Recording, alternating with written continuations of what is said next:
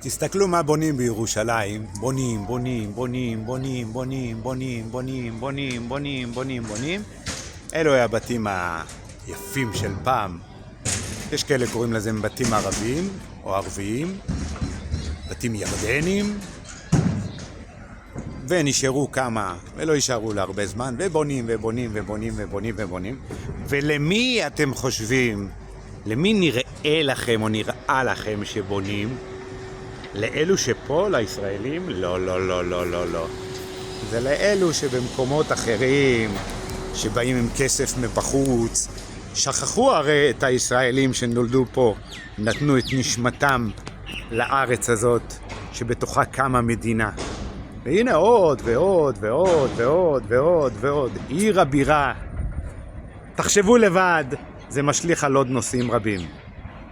שלום, אמר השם.